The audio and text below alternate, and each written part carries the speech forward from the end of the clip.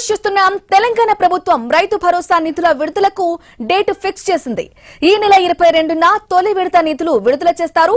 ఇక సిద్దిపేట జిల్లా నర్మెట్ట నుంచి రైతుల ఖాతాల్లోకి నగదు బదిలీ చేయనున్నారు ముఖ్యమంత్రి రేవంత్ రెడ్డి.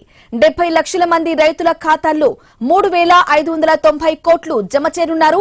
ఈ మేరకు ఆర్థిక శాఖను చూస్తున్న ఉప ముఖ్యమంత్రి భట్టి విక్రమార్కతో వ్యవసాయ శాఖ మంత్రి తుమ్మల నాగేశ్వరరావుతో సీఎం చర్చలు జరిపారు.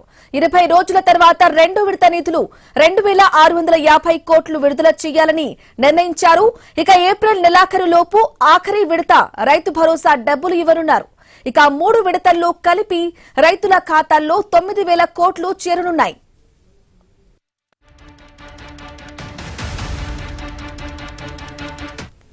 రైట్, ఇక తెలంగాణ ప్రభుత్వం రైతు భరోసా నిధుల విడుదలకైతే డేట్ అయితే ఫిక్స్ చేసేసింది.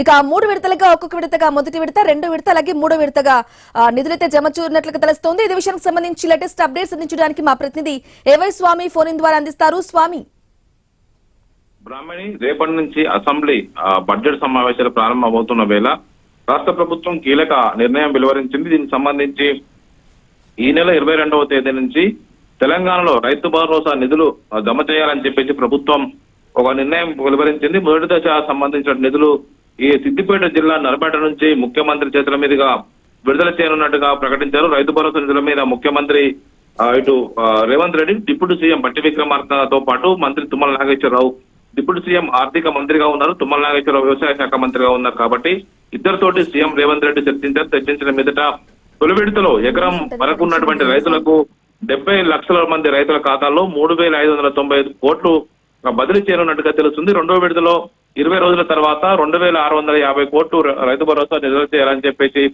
ప్రభుత్వం నిర్ణయించింది. ఏప్రిల్ నెలాఖరులోపు 3వ విడత మొత్తం రైతు భరోసా నిధులన్నీ కలిపి విడుదల చేయాలని చెప్పేసి ప్రభుత్వం దాదాపుగా ఈ రైతుల ఖాతాల్లో మొత్తం 9,000 కోట్లకు పైగా నిధులు జమ చేయాలని ఒక నిర్ణయం తీసుకుంది. మొత్తానికైతే ఇప్పటికే ఆలస్యమైందని చెప్పేసి చాలా రాజకీయ పార్టీలన్నీ కూడా ప్రభుత్వం పైన దుమ్మెత్తి పోస్తున్నాయి. ప్రతిసారి పంటకు రైతు భరోసా ఇవ్వాల్సింది పోయి ఈ ప్రభుత్వం ఎలక్షన్ ఇస్తుందని చెప్పేసి బీఆర్ఎస్, బీజేపీలు ఆరోపిస్తున్నాయి. ఇలాంటి వేళ ఇప్పటికే యాసంగి పంటలు వేసుకున్నటువంటి రైతులకు ఆ రైతు భరోసాను ఇవ్వాలని చెప్పేసి ప్రభుత్వం నిర్ణయం వివరించింది. రాష్ట్ర ఆర్థిక పరిస్థితిని ఒకవైపు అంచనా వేసుకుని ప్రభుత్వం సమయానుకూలంగా రైతు భరోసా నిధులు వేయాలని చెప్పేసి డిసిషన్ తీసుకుంది. ఈ నెల 22వ తేదీ నుంచి కూడా ఈ కార్యక్రమం ప్రారంభమవుతుందని చెప్పేసి ముఖ్యమంత్రి కార్యాలయం ఒక నోట్ అయితే విడుదల చేయడం జరిగింది. బ్రాహ్మణి.